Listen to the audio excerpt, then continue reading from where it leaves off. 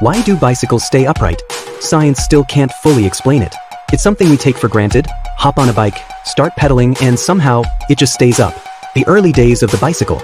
The first version of the bicycle popped up in the late 18th century, thanks to a French guy named Sivrak.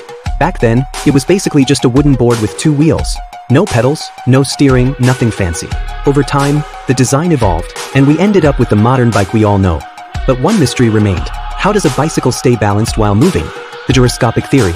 For years, the go-to explanation was the gyroscopic effect. The idea that a spinning wheel creates stability. Think of how a spinning top resists falling over. The faster it spins, the more stable it becomes.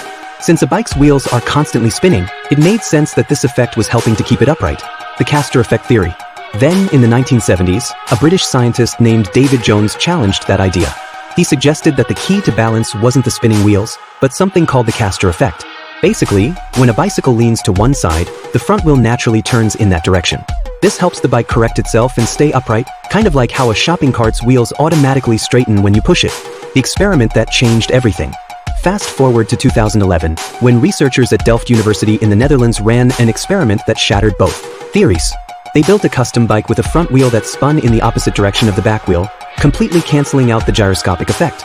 On top of that, they tweaked the front fork design so the Castor effect wouldn't work. And guess what? The bike still stayed upright while moving. So, what's the answer? The truth is, no single theory explains it. A bike's balance is a mix of physics, engineering, and human instinct.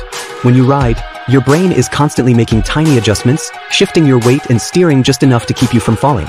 The design of the bike itself, things like wheelbase, frame geometry, and weight distribution, also plays a huge role.